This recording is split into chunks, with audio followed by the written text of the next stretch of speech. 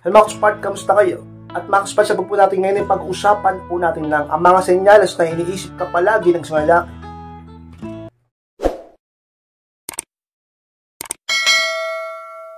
At kung handa na kayong lahat, ay masal po tayo. At muli, be inspired!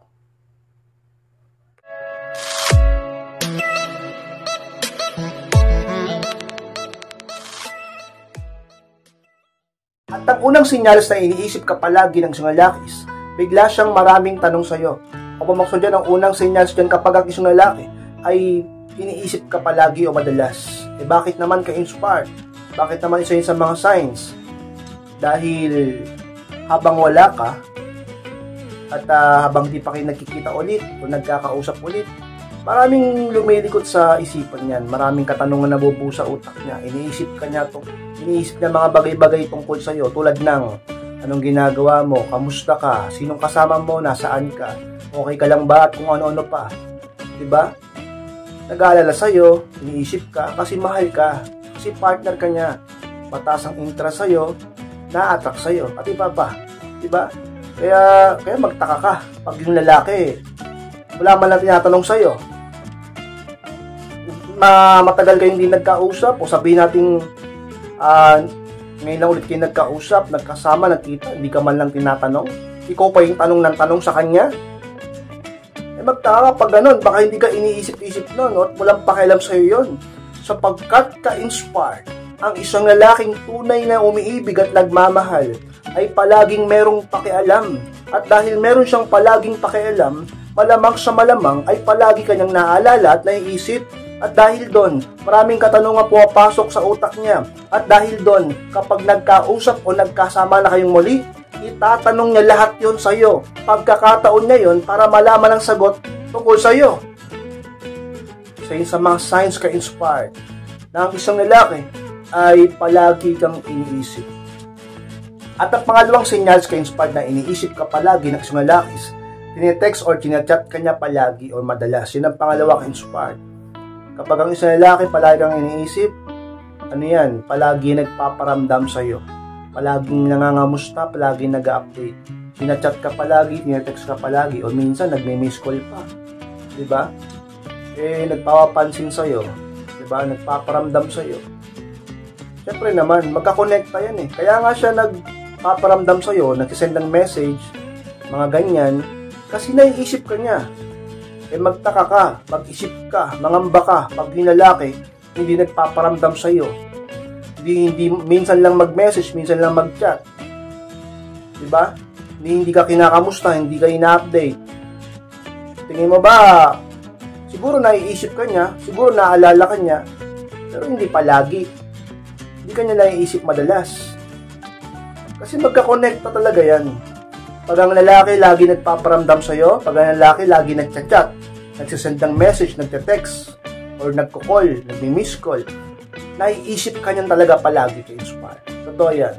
Di ba nga nagtataka ka, yung boyfriend mo, yung asawa mo, kahit may trabaho siya, kahit na busy siya, kahit may kausap, may meeting, talaga namang nagme-message pa rin sa'yo, nagchat-chat, nagte-text, kasi inaalala ka. Kasi naiisip ka, kasi mahal ka. Kabaliktaran, pag ang isang lalaki ay hindi ganun, mag-isip-isip ka na, di ba? Dahil ang lalaking laging umiibig sa iyo, ang lalaking laging nagmamahal at laging may pagtingin sa iyo, ay hindi ka kailanman kalilimutang kamustahin, hindi ka kailanman kalilimutang i-update or kausapin, hindi ka kailanman kakalimutan o titiising na hindi ka niya makausap. Talaga naman ka-inspired, mag-isip ka, huwag puro puso. Baka naman kasi nagtatanga-tangahan ka na naman, ha? Baka naman alam mo na nga na tinitiis ka, pinababayaan ka, wala nang pakialam sa'yo, hindi ka na mahal pero nandiyan ka pa rin. Nagpapakamartir ka pa rin. Dapat sa'yo tayuan ng ng tawag doon, sa kulod sa mga bayani, parang bato, diba? Kasi martir ka eh. Kaya kayo support mo ganyan, mahalin mong sarili mo, Matuto kang dumistansya sa mga taong di ka pinapahalagahan. So yun sa mga signs ng isang lalaki ay madalas o palagi ang iniisip.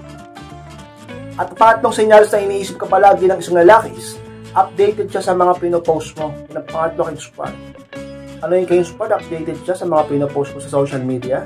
Oo. Kasi pag ang isang lalaki, iniisip-isip ka palagi, nakabantay palagi yan sa iyo. Kasi iniisip ka eh. Nakikurious, anong gagawin niya? Hindi i-stalk ka. Hindi nakabantay sa mga post mo.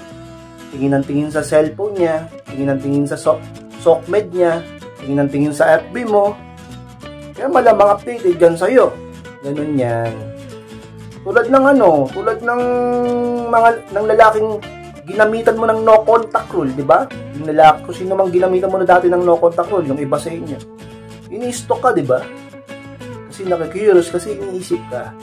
Kaya talaga naman sa mga senyales, legit yan. Kahit naman ikaw, babae ka eh. Lalo siguro ang babae. Lalo siguro kayo. Pag kayo, namimiss nyo ang boyfriend nyo, pag namimiss nyo ang asawa nyo, ang partner nyo lalaki, ang mahal nyo lalaki, ano isa sa mga tinitingnan mo? Minsan nga, kahit wala siyang post, tingin ka ng tingin sa mga picture niya eh. O kaya naman sa mga dati niyang post, sa mga nagtatag sa kanya. At tapos pag may my day siya, may story siya, may bago siyang post, diba? Saka sa unang siniset mo pa na i-notify ka pag may bago siyang post. Meaning nyo. Kaya nalalaman mo kagad, ikaw yung numero unong nagre-react kagad eh. Ikaw yung numero unong nagko-comment. Nagsisin sa story niya. Kasi nanonotify ka, sineting mo kasi. Laging ganun yan. Kaya sa mga signs kayo, pag ang isang lalaki, pansinin nyo yung boyfriend nyo, yung partner nyo. Pag may bago kang post, pag may my day ka o may story ka, di ba't lagi siya nagre-react or lagi siyang nakasin or lagi siyang nakabantay at alam niya lahat ng pinopost mo, ka-inspire. Sa mga bagay na dapat mong pansin, sikreto upang isang lalaki malaman mong tunay sa'yo. Signs na isang lalaki palaging iniisip ka, ka-inspire. At ang pang-apat na senyales ka-inspire na iniisip ka palagi ng isang lalaki, sinasabi niya sa'yo madalas na miss ka niya. Yung pang-apat ka-inspire. Ang isang lalaking tunay na nagmamahal, umiibig sa'yo, at laging nakakamiss sa'yo, at laging nag-iisip sa'yo, ay expressive na kung minsan eh.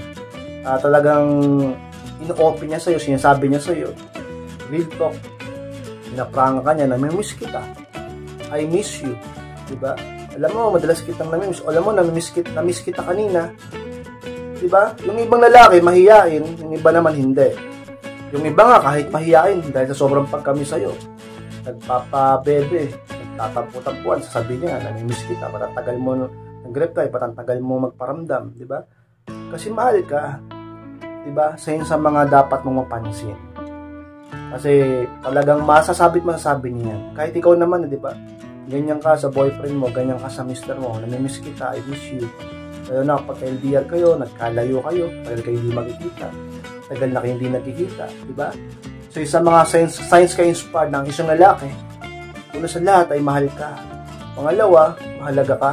Pangatlo, ay palagi kanyang iniisip ka inspired. At naman namang sinyals ka inspired na iniisip ka palagi ng isang lalaki, ang saya niya kapag nagkausap o nagkita na ulit kayo, yun ang palimag pinaka-ulit ka-inspired. Eh bakit naman ganun ka-inspired? Kapag ang partner ko ay masaya na nagkita at nagkausap na kami ulit, ibig sabihin nun, ng mga panahon na hindi kami nagkikita o nagkakausap, ay naiisip niya ako palagi. Oo, ka-inspired. Sigurado ako dun, talaga naman. Dahil, na-miss ka. Bakit ka na-miss? Eh kasi isip lang isip sa'yo. Pagkakarugtong lang yan eh. Diba? Kaya siya masaya na nagkita at nagkausap kayo ay dahil na-miss ka niya. Na-miss ka niya kasi isip siya ng isip sa'yo. Nag-invest siya ng pag-iisip sa'yo at mas lalo ka naging mahalaga. Kaya naman yung halaga mo na yon na tumaas, nung nagkausap, nagkita na kayo, ay talaga mang halatado. Talaga naman napakalambing sa'yo, no? Napaka-sweet sa'yo, no? Hinahalikan ka bigla, niyayakap ka bigla, o no, ang tatamis ng mga salita, no? Ganun yan. Diba? Madalas nangyayari sa mga LDR, eh. Sa mga long distance relationship. Mahirap din talaga yun. Naunawaan ko kayo. Kaya kung may LDR man dito, ang lagi kong pinapayo, hanggat maaari, ay magkita na kayo, magsama na kayo. o magkalapit na kayo. Ka-inspired pa, yun, nasa ako, ibang bansa ako, abroad, ganyan, o kaya siya. Gawin ng paraan. Alam nyo, wala lang masama sa LDR. Walang masama sa long distance relationship. Una sa lahat, ang pag-ibig ay walang pinipiling lugar at pagkakataon at sitwasyon. Pero, kapag sobrang tagal ng LDR nyo, doon nagkakaproblema. Kaya okay lang, tatandaan nyo, okay lang maging LDR. Pero wag naman sobrang tagal. Okay lang, di kayo magkalayo kayo ng 3 buwan, 2 buwan. Yung lang, yung hindi naman sobrang tagal. Yung iba taon yung iba nga, grabe, ilang taon Talagang maglolo ko isa sa inyo. Talagang magkakasawaan kayo pag gano'n. Naiintindihan nyo ba ako? Okay lang maging LDR, pero gawan nyo ng paraan para magkasama na kayo ulit. At isa yun sa mga signs na iniisip ka palagi ng isang lalaki. Talaga naman napakasaya niya pagka sabihin natin nag-usap, nag-chat, nag-text, nag-video call, nag-call, at nagkasama na kayo. Dahil sa mga panahon na wala ka, sa mga panahon hindi kayo na nakikita o nagkakausap, hindi kayo nagkakausap, ang lalaking yan ay walang ginawa, kundi alalahanin ka, isipin ka, at magkaroon ng mga katanungan sa utak niya, at handa siyang tanungin ka pag magkasama na kayo. At makikita mo yun sa kanya, ang mga katanungan niya, at ang mga ngiti sa labi niya. Talaga namang kaligayahan niya, makikita mo sa mukha niya. Napakahalatado sapagkat ang pag-ibig ay kailanman hindi maitatago ka-inspire.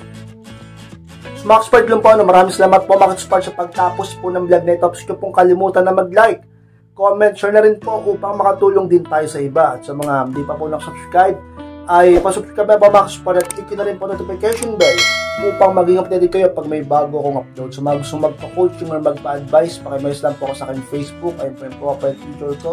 Pakichat lang ako, pag-usapan natin yung mga problema sa pag-ibig, in relationship. Ako mismo ang magre-reply at kakausap sa inyo.